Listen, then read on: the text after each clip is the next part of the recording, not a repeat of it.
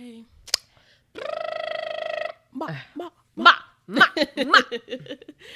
Hello, welcome to the TwoShays podcast. We're back with another episode.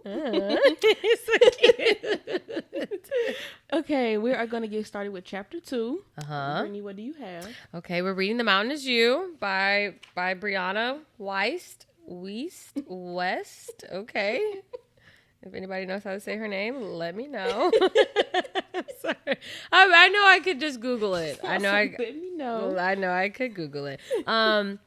So she hit me right on page 27, right when the chapter starts. So she said, sometimes it happens by accident. Sometimes we just get used to living a certain way and fail to have a vision for our lives, for how our life could be different. And I'll pause there because that's true. Because at the end of that, she goes, sometimes, we settle for what we're handed because we don't know if we can ask for more. And obviously ask for more is just, your own self asking, what else do I want in life? And then she continues to say, sometimes we run our lives on autopilot for so long, enough that we begin to think we no longer have a choice. So I highlighted it. I do resonate with it a little bit, but I don't run my life on autopilot because I'm always moving. I'm always doing something different. But I think just for those who do run on autopilot, those who do just, think that you don't have a choice, how we were talking about chapter 1, about, like you don't know exactly what you want to do. It's like, there's things out there. Yeah. There's choices. You have choices. And I think that, the mountain is you and you have to, but she talks about it. So we'll get in it. Yeah. We'll get in it. Okay, so she describes self-sabotage on page 28. What is self-sabotage? Self-sabotage is when you have two conflicting desires. One is conscious, one is unconscious. You know how you want your life to move forward, and yet you still are stuck for some reason. Crazy. We've all been there before. Yeah, for sure. Because I know that I want to be like Oprah, but I know that, and I know what it would take to do that. And my daily habits, my daily routine is not something what Oprah would do. Yes, Oprah got fired at 26. Yes, I stopped working at the radio station at 26, so I thought our lives were aligning. Okay. I'm on the right path. I was like, I'm on the right path. I'm sorry, Ozzy. I'm on the right path. So now I'm 31. I'm working in live production now. Love it. But to get to where I want to be, you know what you got to do to move your life forward. Same, because you know what you got to do to get a second degree, because kudos to you. Can do it. And I had that big idea in my head when I was in college, and I would be like, okay, you know what? I'm gonna be Dr. Brittney Marshay Lucky. And she says it, deeper in this chapter, but she talks about how, when you get older, what you thought your dreams were going to be when you were a kid, they're just different now. Totally different. But those people that grow up, like those people that, I want to be a doctor when they're little, they grow up to be doctors. Yeah. Mindset crazy. Yeah. Because there's no way. I was 5 years old saying I want to be a doctor and then went to medical school. Yeah, I remember I said I wanted to be a pediatrician. I barely even like kids. Barely even liking kids is crazy, Shay. Oh my gosh. Hey, that is funny. Gotta be real. You're right, Shay. Gotta be real. What else did I say? Okay, and then under what is self-sabotage, same thing. She says, on page 29. excuse me. What you have are not big problems, but you have big attachments. Do you know what she means by that? Problems, but big attachments. So I'll just read up. When you have big ongoing issues in your life, especially the solutions seem so simple, so easy, and yet so impossible to stick with, that's when she was like, you have, what you have are not big problems, you have big attachments. People are pretty incredible in the fact that they basically do whatever they want to do. So she's saying, you don't have problems. You're just used to doing the same thing over and over and over and over and over again. You're just attached to those things that you keep doing over and over again. Exactly, that are not pushing you forward. Mm-hmm. Yeah. So it's not really a problem. It's not really a problem. It's not a problem. Yeah. A problem is, I don't even know. A problem is, I would say, you ain't got a roof over your head. That's a problem. Yeah. Okay. Yeah, that's a big problem. That's a big problem. That's not big. That's a big problem. A big attachment is me and you keep eating chips. That's true. Instead of, because it could become a problem. It could become a problem when you get fat.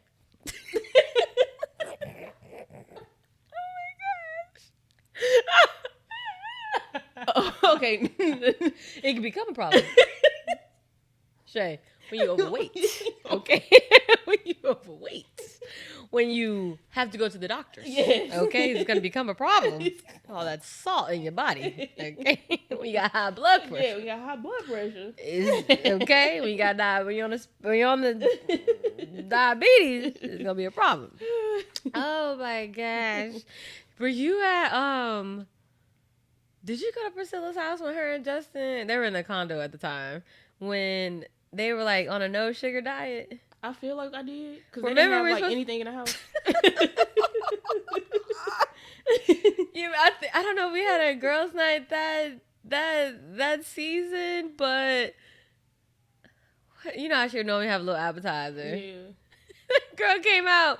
She said, we ain't got no food. We ain't doing that. We ain't doing no sugar. Girl came out with homemade ranch and a veggie tray. Oh, no. I wouldn't know. Maybe I wasn't there for that one. Not regular, raw vegetables. Celery. Raw onions just everywhere. Raw, celery, carrot, your typical veggie tray. Go ahead, raw broccoli on that mug. I was like, no, Priscilla. And she said, every time you think about sweets, you just eat these vegetables. Like, okay, you don't have to go that far in the no sugar. She's extreme. Priscilla is extreme. The girl's extreme. That is hilarious. Yeah. If she have a goal, she be sticking to it. Yeah, because I'm like, you on a different level. Yeah. Like, shout out to Priscilla. Yeah. Shout out to her. Yeah, shout out. Oh my gosh. All right, what you got?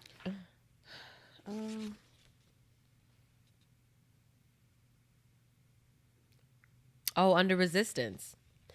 Page 32. Resistance is what happens when we have a new project that... Again? I'm sorry. Oh, 32.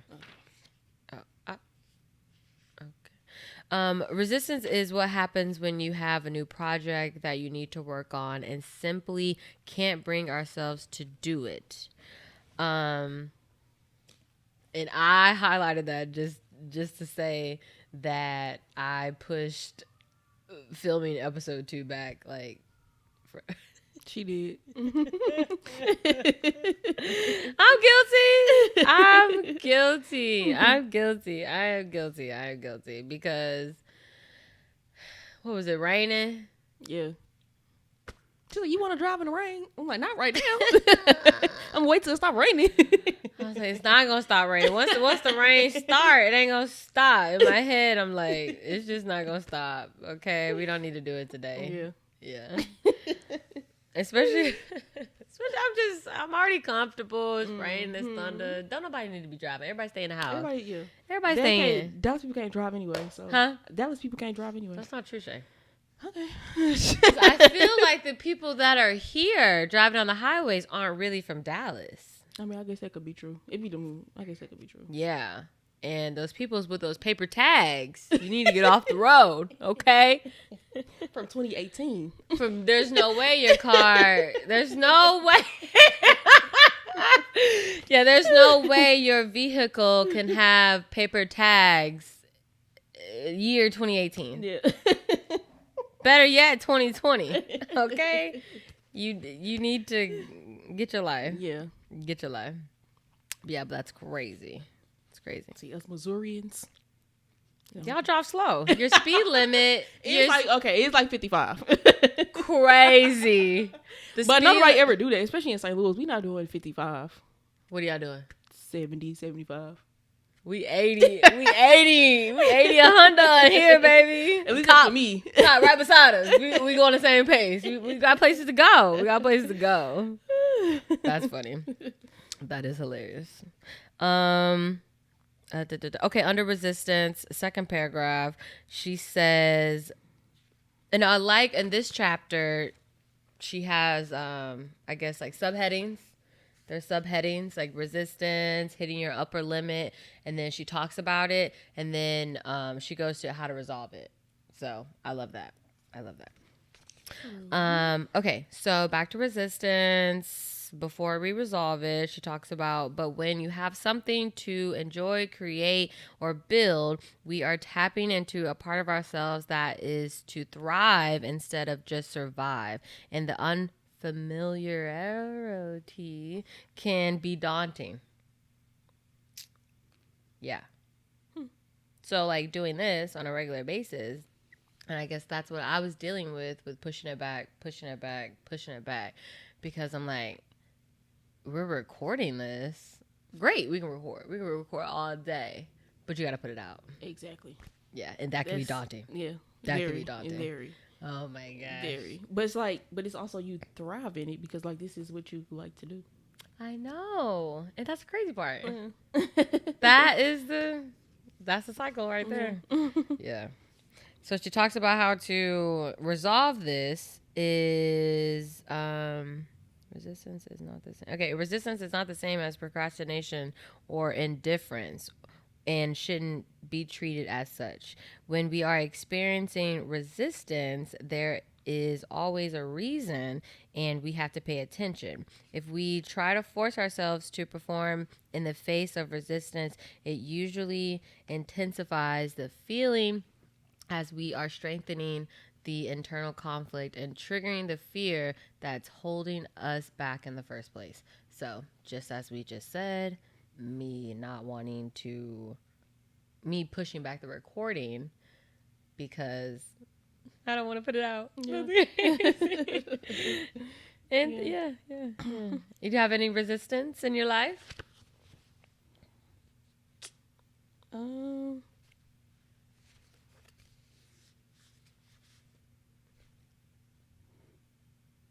Were you resistant to going back to school? Oh yeah, for sure. But I you still like am. when did you start? January 27th.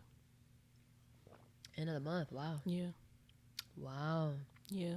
You ready? I'm resistant because the financial part of it. That's the only reason.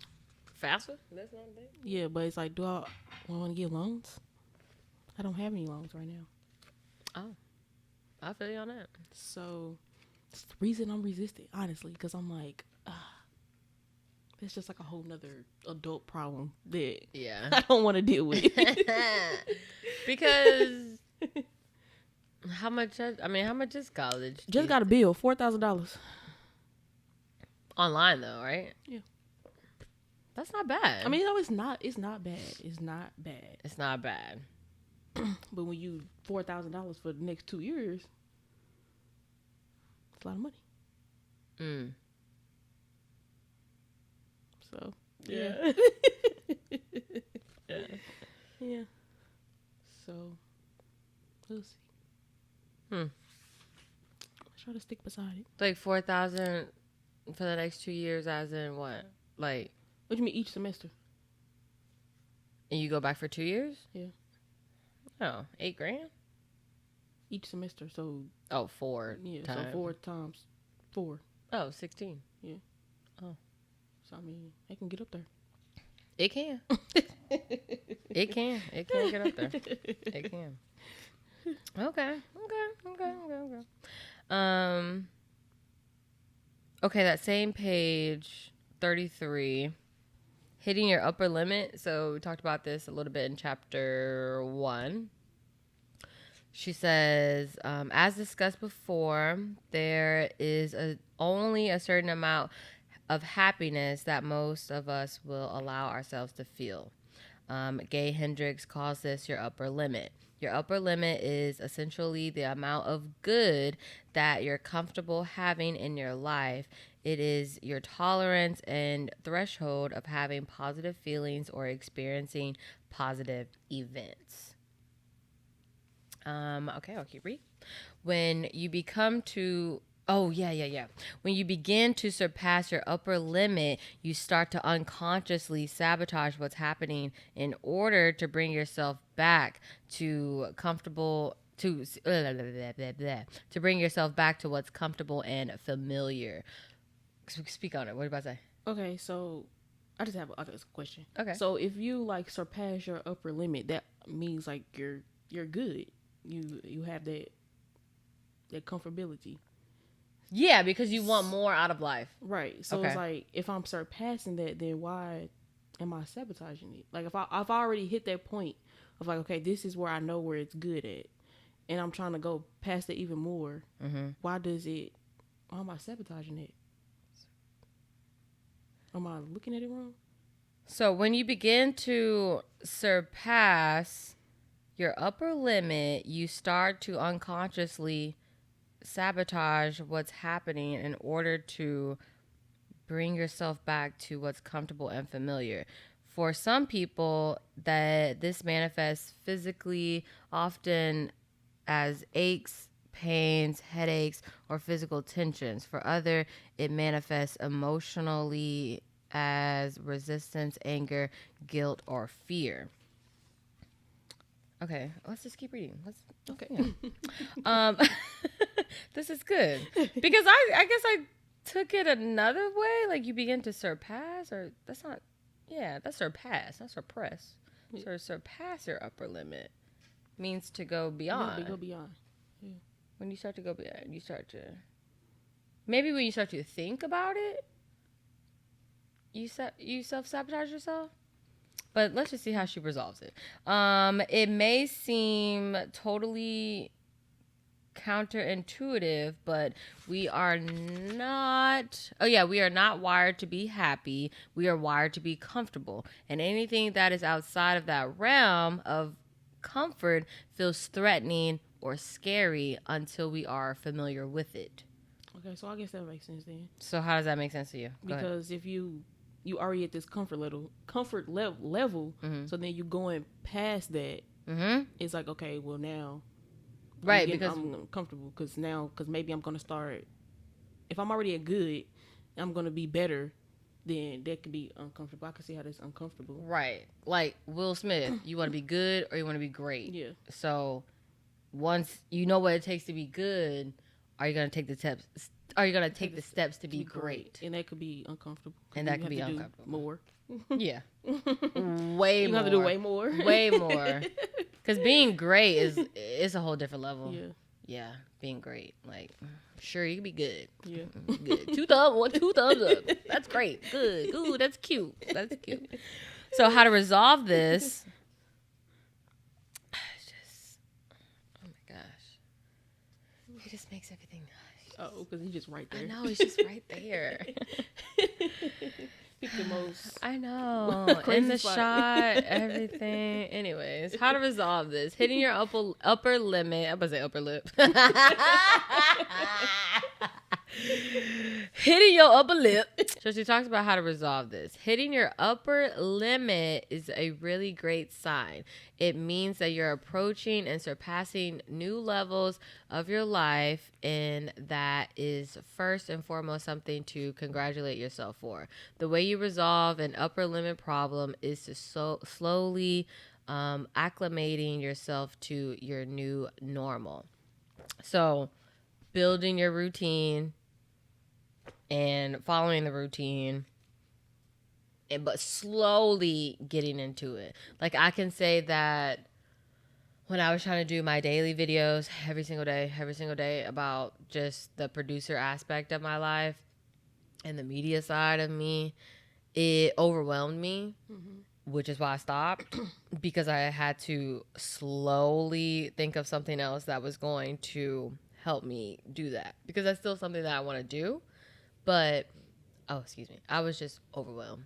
I was so overwhelmed because waking up, filming yourself is... I was just about to say that. I'm like, it's because like you really have to like, film your life. Like, that's a lot. Right. So shout out to all the content creators out there, because filming your life is not it's not easy. It's not easy. You gonna get you a drone? Huh? You gonna get you a drone? No, I'm actually gonna. I don't want to give my idea away.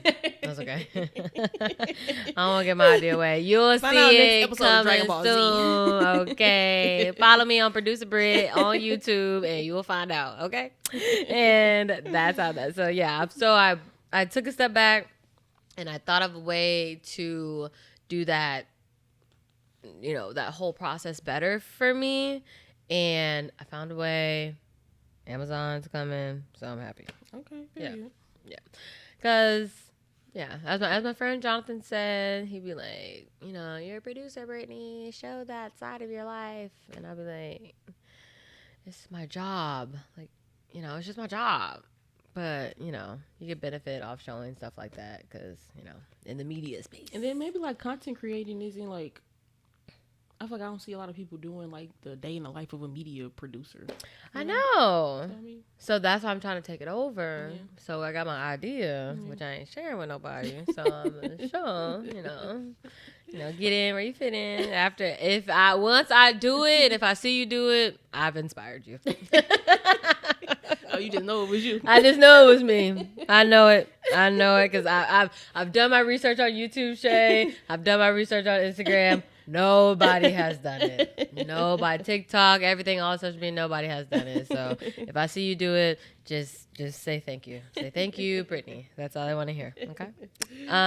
So just to finish, how to resolve the hitting your upper limit. She goes, instead of shocking yourself into big changes, allow yourself to slowly adjust and adapt. By taking it slow, you are allowing yourself to gradually reinstate a new comfort zone around what you want your life to be. Over time, you gradually shift your baseline to a new standard. I like that. Mm-hmm. I like that. So pretty much what we just said, but summing it up. Yeah. Okay, what you got? Uprooting. Oh, get into it. Okay. Okay, so I have the second paragraph. Okay. It's kind of like the whole thing. Okay. It might be constantly needing a fresh start, which is often the result of not having healthy ways to deal with stress or struggling with conflict resolution. Uprooting can be a way of diverting attention from the actual problems in your life, as your attention must go towards reestablishing oneself at a new job or in a new town. So granted, I moved out of St. Louis. I've been here 3 years now. Yes. So happy. Ain't nothing in St. Louis. Go ahead. Love St. Louis. Ain't nothing there. Go ahead. Okay, so I don't know if it's really coming from me, like, moving my attention to somewhere else, because I've always wanted to move here, and but I did want a fresh start. Like, I just wanted to, you know, just move out, just meet new people, just try new things. Like, you can't just be in your hometown. Like, I feel like your hometown's gonna be there, right? So it's gonna be there. Yeah. It's there. It's still there. So I don't know, but then again, like, I feel like I'm doing a fresh start, just going back to school. So, like, is it me just trying to not deal with stress, or I mean, what do you stress out about? I mean, just uncertainty. I guess it's hard, especially like now. I'm like I'm getting closer to being 30. So it's whoa. I'm just saying. I'm just kidding. Okay. Whoa. Like, I feel like maybe it's like social media too. Like, you feel like it might be not even social media. Social media is not real. Well, yeah. Yeah, for sure. But people always say, like, once you hit 30, you should have your life together, and the 20s was for you to be better in the 30s. 50 they ain't even got their life. There's people that are 50, 60, 70. They ain't got their life together. Yeah, you're right about that. Yeah. You're right about that. So, because I used to think like that. Like, you know, everyone has that, oh, when I graduate college, I'm gonna get married, and have 2 kids, and a big house. A big old house, and I'm 31, and I'm single, and I got a cat, and that is it. That is my happiness. So, and granted, yes, I am in the career that I've always dreamed about, but it's just, you gotta focus on something. You know, all the roof over your head, the all that stuff, like, cool, that's great. You know, that's great. Lovely, you know, but when it comes to your own personal happiness and just how we talked about in chapter 1, like, be for real. Like, just be real with yourself. Be real with yourself and do what you gotta do. And for me, it's, you know, not everyone, because I've heard this from a couple people in my life, you know, Brittney, not everyone thinks like that, you know, and it's hard for me to accept that everybody don't think like that. Like, what you mean? Like, what do you mean you don't know what you want to do? Or what do you mean that you just don't think like that? Like, what do you mean? Like, this is life, and this is how you got to do it. Yeah. But I mean, everybody was raised different. Yeah. Everybody have different mind goals. People went through other stuff that, you know, that changed their mindset to now you be able to think like that or something, you know. So. That's crazy. Yeah. That's good. Yeah, because back to your point, like, yeah, like, because I used to think, because what my 30 when I turned 30, my goal was, I want to be at a job that's just gonna, like, that's going to further my career. So somewhere that I can go, I can learn, I can grow, I can get all the tools and everything that I need. So when I'm in my head, when I'm 35, that I can get my super, you know, I'm pushing the goalpost every single time, because I'm like, oh, my big girl job.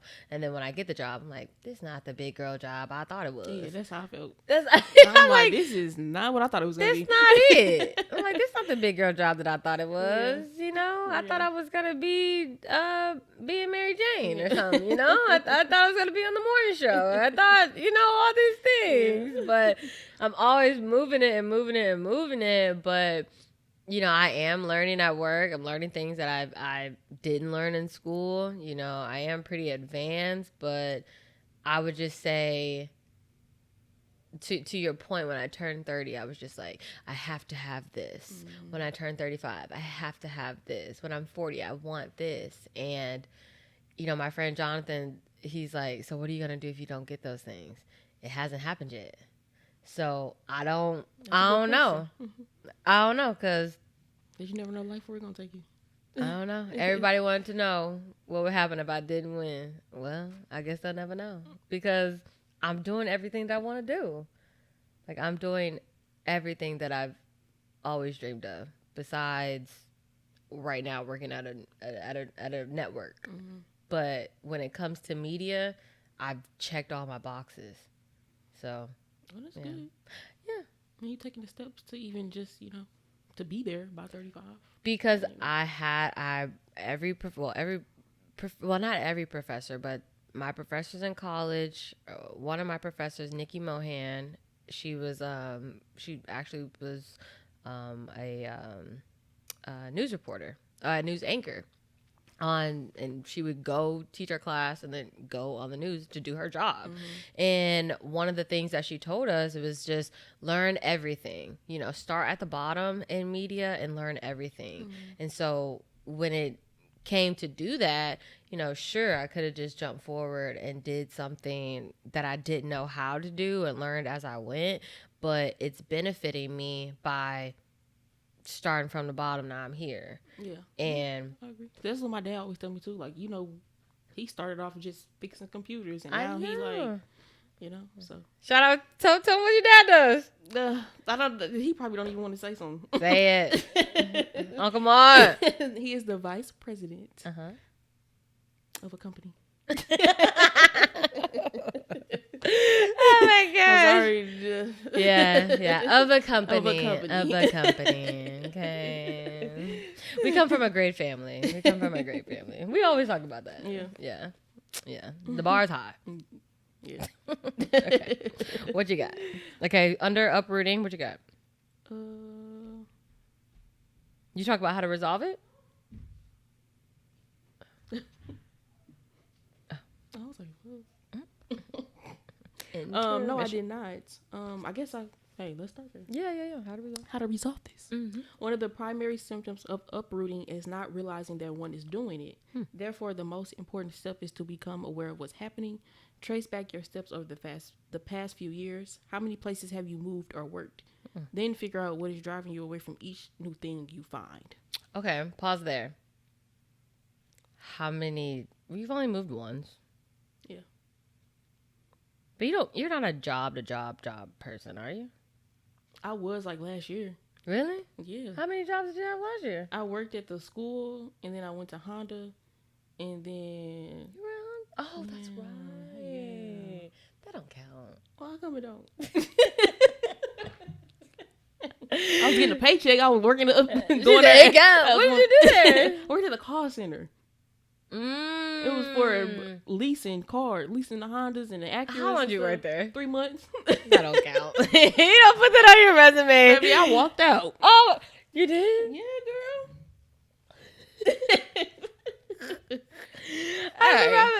I remember I applied to the State Farm, and then you had to do a typing test, and I was like, failed.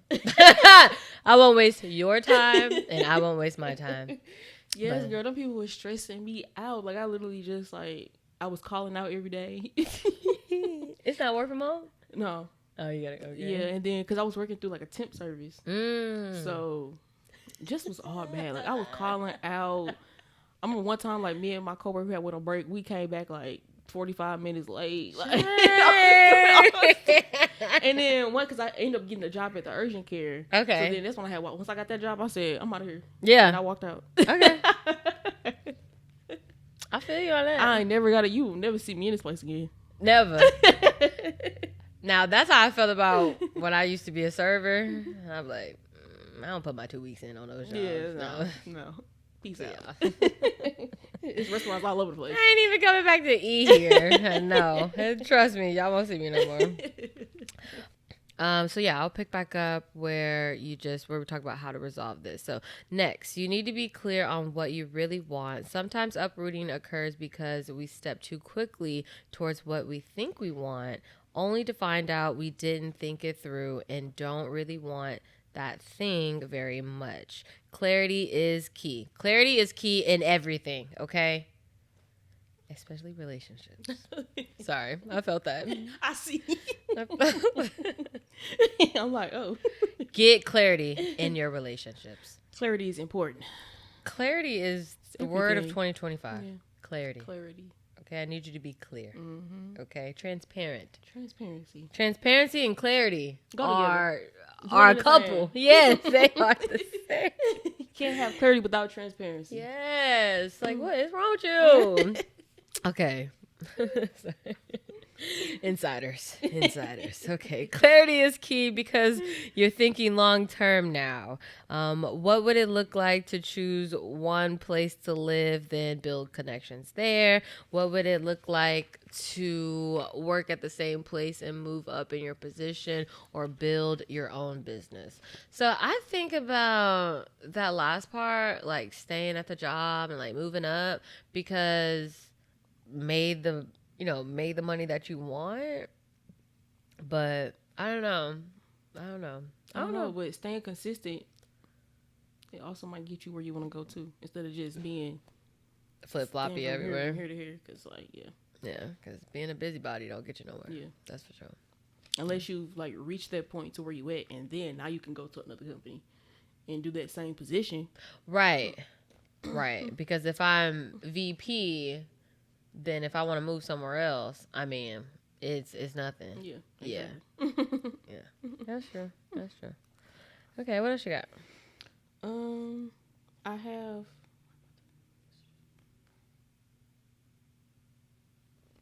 Okay, I have how to on page 37 on how to resolve this is under perfectionism. Man, yeah.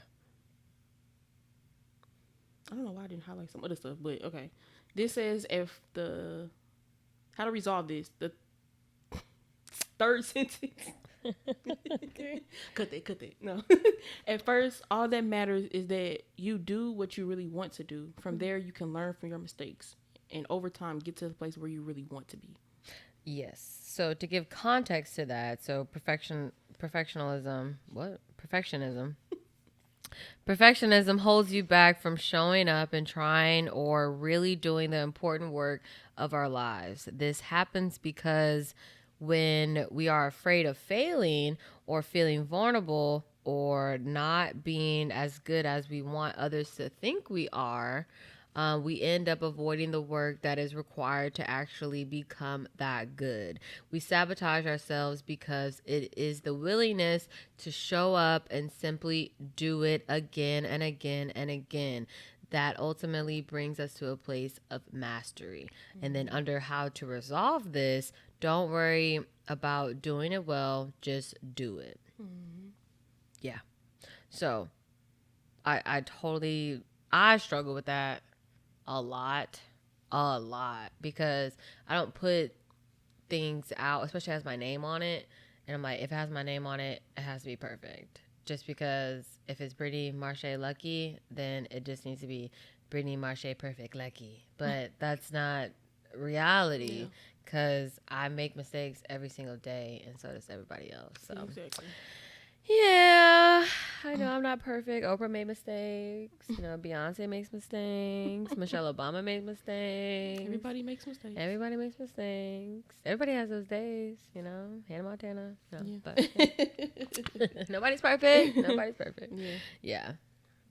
So, daily struggle there. That's for sure. Instead of perfection, focus on progress. Instead of having something done perfectly, focus on just getting it done. From there, you can edit, build, grow, and develop it into what your vision is. But if you don't get started, you'll never arrive. That's so true.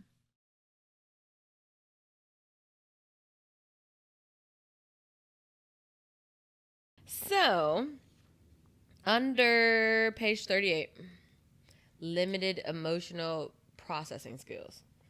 I take that as people that have no emotional intelligence. That's what that means to me. You don't know how to express your emotions, okay? Mm-hmm. And you don't know how to process them either. Okay. Did you highlight anything? No, actually. Oh. Okay, well, let me read you something. Yeah, let me tell you something. Yes. Okay. When you are able to only process half of your emotions, you stunt yourself. You start going out of your way to avoid any possible situation that could bring up something frustrating or uncomfortable because you have no tools to be able to handle that feeling. This means that you start avoiding the very risk and actions that would ultimately change your life for the better. Ain't that crazy? Mm-hmm. So if you knew how to process your feelings, you'd have a better life. Yeah. I feel like I struggle a little bit like with processing my feelings. Mm-hmm. Cause you know me, I just real like nonchalant. You be chill, Shay. You be too chill, okay? And I like to say like I'm an emotional person, but I'm not a sensitive person. Okay. Yeah, like I'm very emotional. Like I show my emotions. If I feel it, you see it. But like sensitive, no. Okay. I feel like I don't know. Are you more sensitive than well, you don't show emotions. Are you sensitive? Like if people say certain things, like could it be like, oh? I feel like in certain maybe like probably with the people that's close to me. Mm-hmm. But if I don't know you, then I don't care what you don't care say. about I mean, you. same. Yeah, I don't care about what you got to say. Yeah, but yeah, maybe with people close to me. Hmm. So yeah, I guess in that aspect, I'm probably more sensitive and more emotional. Yeah. More emotional for me. And just to continue reading that, in addition, an inability to process your emotions means you get stuck with them. You sit and you dwell on your anger and your sadness because you don't know how to make them go away. When we can only process half our emotions, we ultimately live half of the lives we really want to. Anything that resonate? When we only process half of our emotions, we ultimately only live half of the life we really want to. Because you're not allowing your emotions to process, and you stuck in that feeling, and you never get out of it, so you never move forward. I agree. Yeah, I totally agree. So how do we resolve this? Okay, she talks about right there, Ozzy. Emotionally processing looks different for everyone, but generally involves these steps. Get clear on what happened, validate your feelings, determine a course correction. So, obviously, just generally speaking, some people reach out to other people to validate their feelings. And I used to do that, but now I just don't, because I guess you get to a certain point, you just don't care what people think, because who are you? Yeah. So you mean validate as if like, okay, I might have been wrong, but I need you to like tell me I was wrong. You're wrong. Yeah. Or even if like, okay, they just gonna go along. They're not gonna be like, okay, well maybe you were. Maybe you shouldn't have said that. Maybe you should have did something different. So they just agree with whatever you're saying. Well, I would say, okay, so to your example, so if you're talking to a friend, they're like, hey, girl, I just did this horrible thing. He cheated on me, so I keyed his car. Yeah. And it's like, I can't validate that because that's the wrong thing to do. Yeah. And you already know it's wrong. So don't ask me if you did the right thing. You know you did the wrong thing. So I don't need to validate your own feelings. Yeah. Okay. Validate yourself, because that's not right. You shouldn't do that. Yeah. Or people say, I mean, if you're just dealing with like life issues, or I don't like my job, so that's not a good example. I would say when it comes to like validating your feelings, it's men. It's always something to do with them. Yeah, I mean, sure. Well, not always, but 8 out of 10. It's majority. Yeah, it's a majority. It's like, I feel this way because he made me feel this way. Yeah. But it's like, well, he's a loser. Yeah. Justification. How to resolve the justification. Stop accepting your own excuses. Stop being complacent with your own justification. Start quantifying your days by how many healthy, positive things you accomplish, and you will see how quickly you begin to make progress. That's something that I'm working on right now. Oh, sorry. 40. 40? Okay. No, 40 and 41. Like the bottom of 40. Okay. Stop that last. Oh, stop that. Yep. That's something that I'm working with right now. Is I don't justify everything in my life, but I need to start quantifying my days. So the things that I do, the things that I want to do, because I really, in my mind, I want my day to 5 a.m. I want to go to the gym. Then I know that's start. But that's the only way it fits my schedule. Yeah. So, because I'm not a late gym person. Yeah. So, gotta go to the gym at 5. Then I gotta be at work at 9. Then I get off at 4. Then I want to come home to take a nap and do nothing for a while. And then after I do nothing for a while, then I'll cook dinner. And then after that, I just want to go to bed. Sure, it sounds simple, but It's starting off at 5 a.m. It's starting off at 5 a.m. Yeah, it's starting off at 5, and I'm like, OMG. And then on top of that, you know, I'm lucky I get a free gym membership, but shoot. I mean, you gotta drive right there. What, free gym membership? Yeah. Your apartment got a free gym? No? No, it's not good enough to be going in there. They got a treadmill? Yeah. It's good. You got dumbbells? Not no good ones. What are bad dumbbells? They look just like they was in the 1920s or something. Oh, prison dumbbells. Yeah, exactly. Exactly. This is exactly what they look like. The weight's still the same, baby. The weight's still the same. Weight's still the same, Shay. I'm just saying. You got anything for disorganization?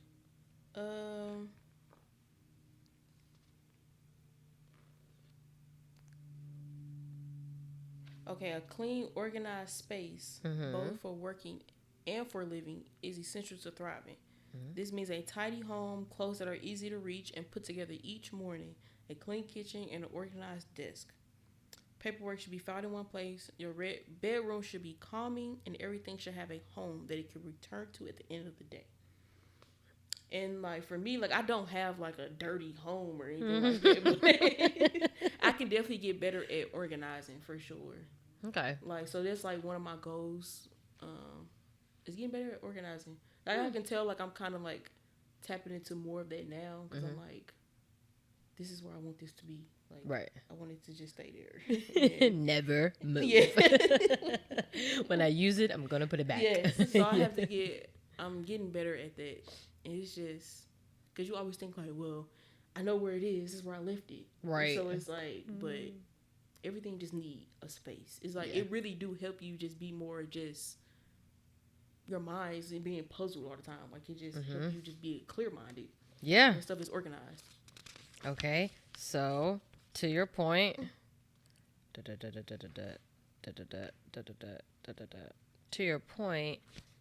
your point. Without. Oh yeah. Continue reading. To your point, right there. What you just said. Without cleanliness, we create fewer opportunities for ourselves. Nothing positive nor beautiful flows from chaos. Deep down, we know this. Often, we are self-sabotaging through disorganization. It is because when we are very clean or organized, we get an uneasy feeling. That uneasy feeling is what we are trying to avoid.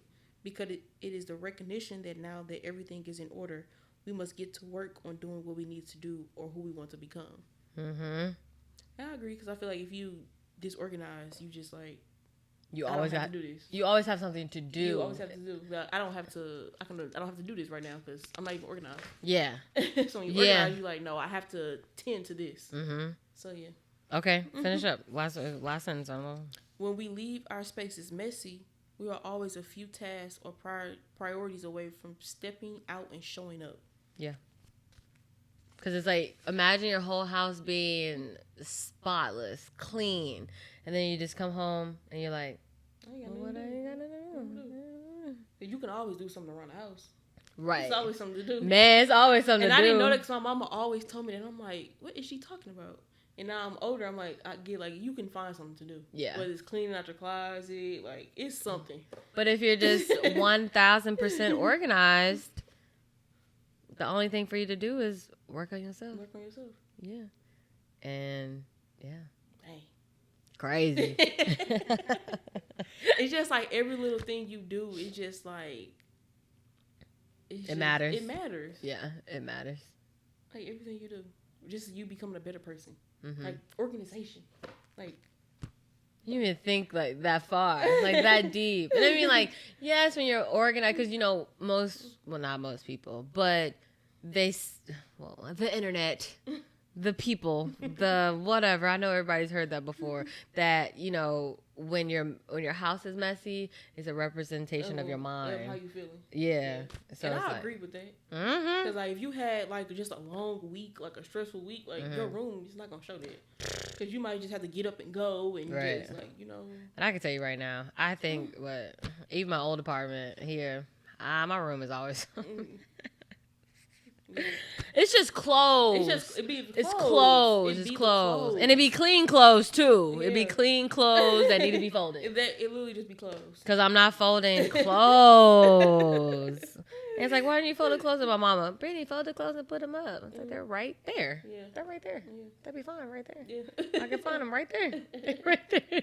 By the time I put them up, ain't no clothes left to be put up because I use them. Yeah, exactly. And then for me, I use the same clothes over and over and over again because of where I work. Same with you. Yeah, I just put on scrubs. Jeans, black t-shirt that got the logo on it. That's it. I keep it moving. Yeah. And I would say it's rare that I even go out anymore. So yeah, my washer just be full of work clothes and sleeping clothes. yes, work clothes and pajamas. Okay, so how do we resolve this? So I highlighted the last paragraph. It is very hard to show up as the person you want to be when you are surrounded by an environment that makes you feel like the person you aren't. So clean your mess up. Clean them people up too. Yeah, clean them people up too. Mm-hmm. You ain't never lied. Oh, excuse me. Okay. Attachment to what you don't really want. I have like the last paragraph. Okay, what you got? I have, at the end of the day, self-sabotage sometimes functions to show us that we aren't quite on the right path yet, and that we need to reevaluate to determine what would feel best for our lives, even if that means we disappoint some people or our younger selves. What does that mean to you? For me, like I've been saying, like I don't really know where like I want to go next. So I feel like maybe that self-sabotage is coming from me not being on the right path. I don't know. So I mean, I am doing some reevaluating. Yeah. So, and that whole paragraph is what I'm doing. Yeah, I'm reevaluating to determine what would feel best for me.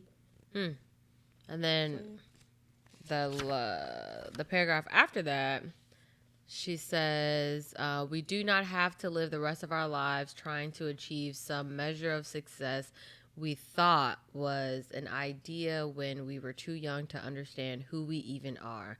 Our only responsibility is to make decisions for the person we have become. So I resonate with that one because I guess I think about, being Oprah all the time and what, people are like, Brittney, why do you want to be Oprah? Because she's a billionaire and she has no worries in the world right now. Okay. So how about that? Okay. And she's a media guru. I mean, she's Oprah Winfrey. I mean, she was on daytime television and she ruled the planet for a long time. So, huh? You could be giving out cars. Giving out cars. What? Why do you want to be Oprah? Well, why do you want to be like Oprah? That's why. What? I want to give everybody a card. Man, like that would be amazing to do. But so one thing about Oprah, that's it. But one thing about Oprah is that she said this is the Oprah effect. This is how crazy one person can influence an industry. She said she wasn't eating meat. She was like, this is years ago. She was like, I'm not gonna eat meat. And then it influenced the meat industry. And they reached out to Oprah and was like, you can't say that. Crazy. That's the type of influence I want. Because people going to stop eating meat and it's going to drive their money down. Because Oprah said she's going to stop eating meat. You know how many people used to watch Oprah back in the day? Yeah. That's crazy. Yeah. Crazy. That's why she came out with the little meals that she was doing. The Weight Watchers? No, I think she just signed a deal. Oh, those Weight Watchers? I thought she had her own little... Well, it was with... I thought it was with Weight Watchers. Oh, it could have been. But I know what you're talking about. Her frozen Oprah food. Yeah. I never got into that. No. But yeah.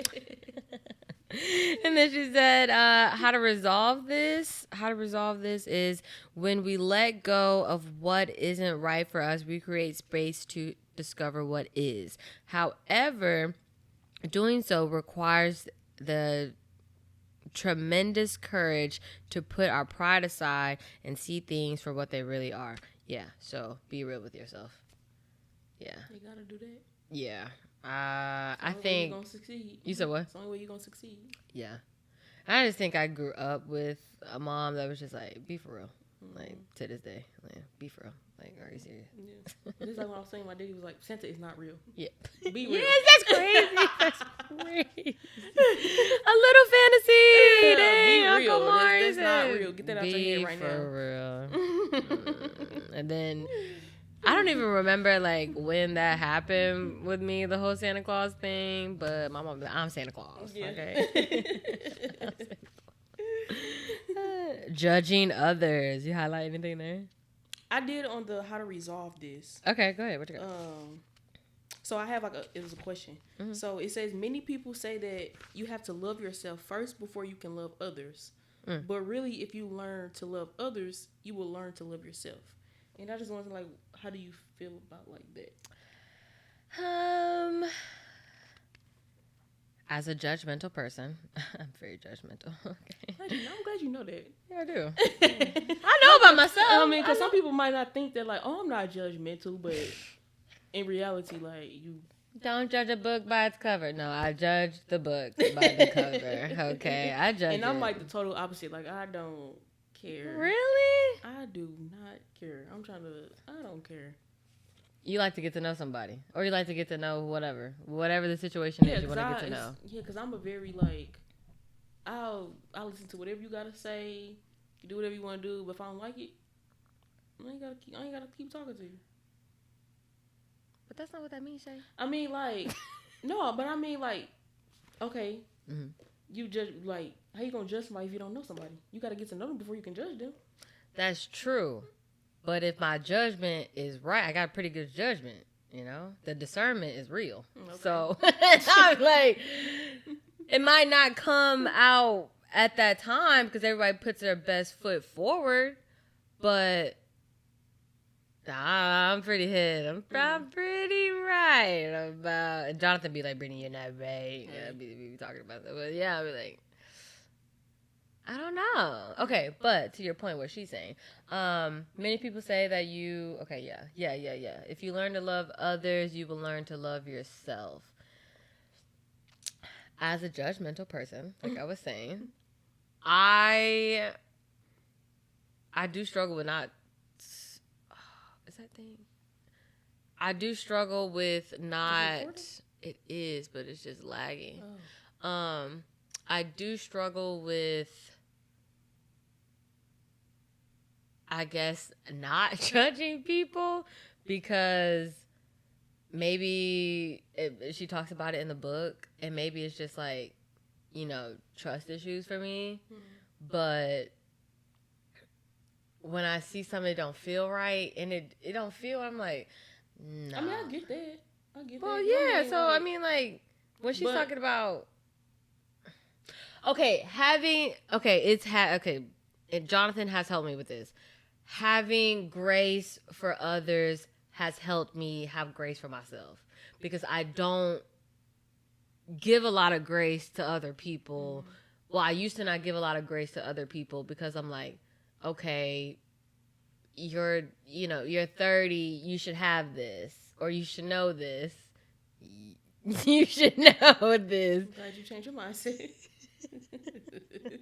Or, why didn't you know this when you were younger?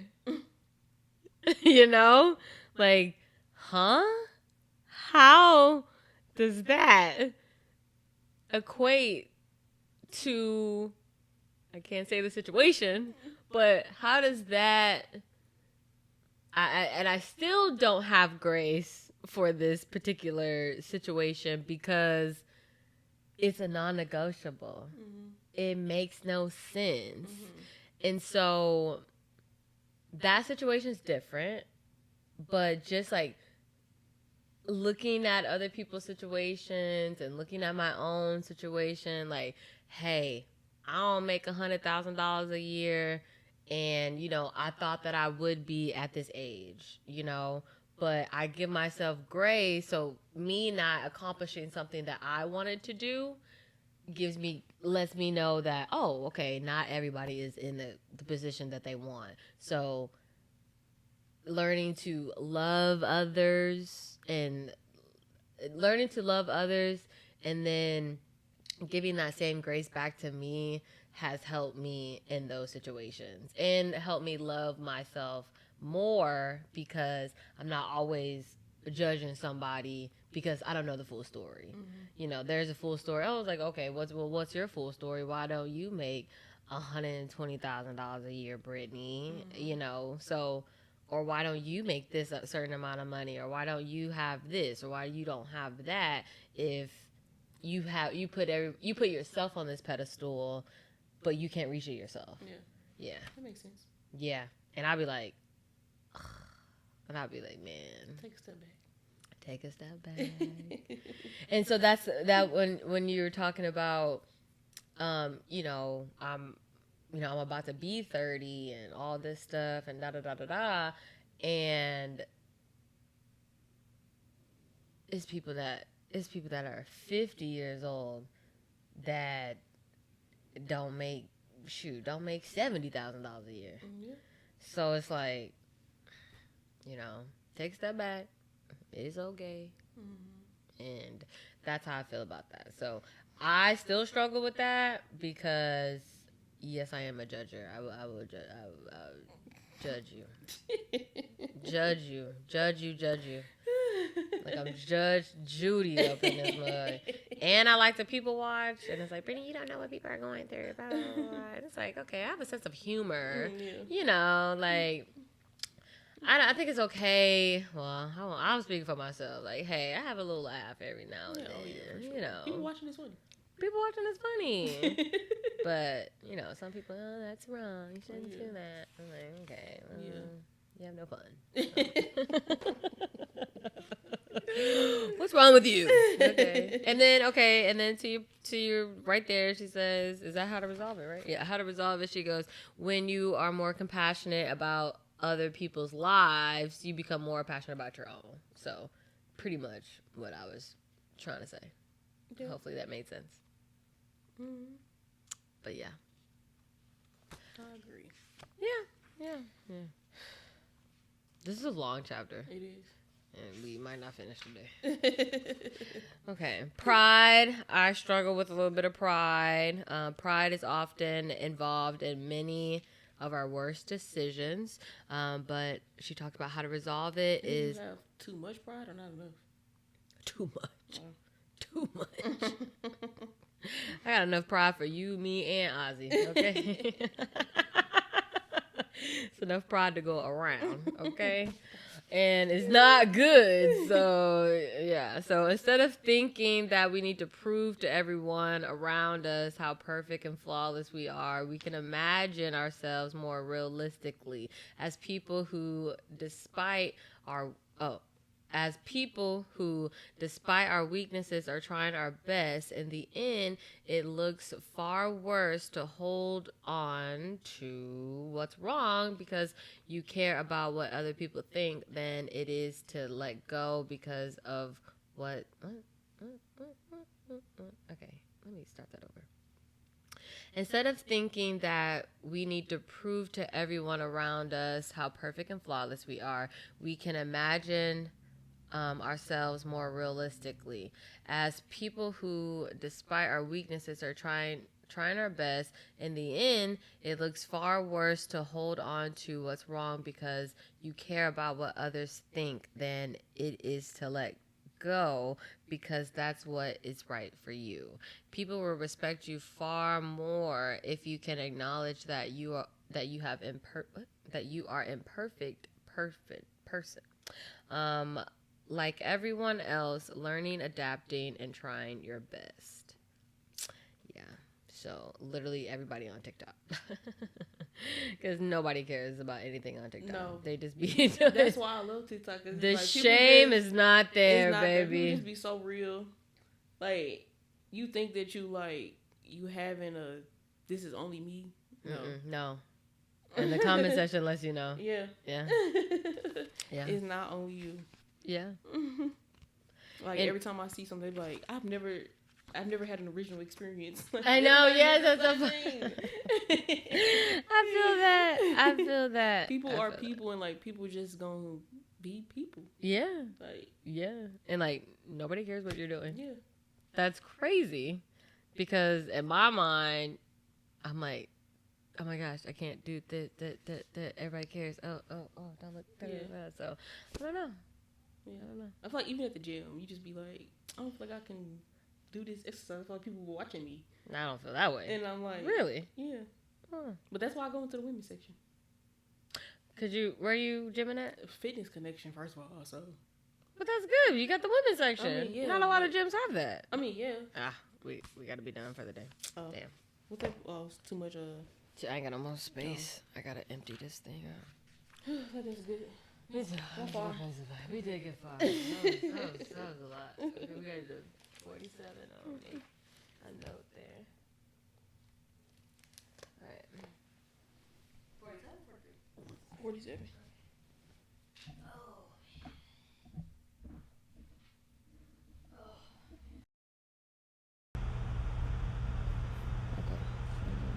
Are we still doing it?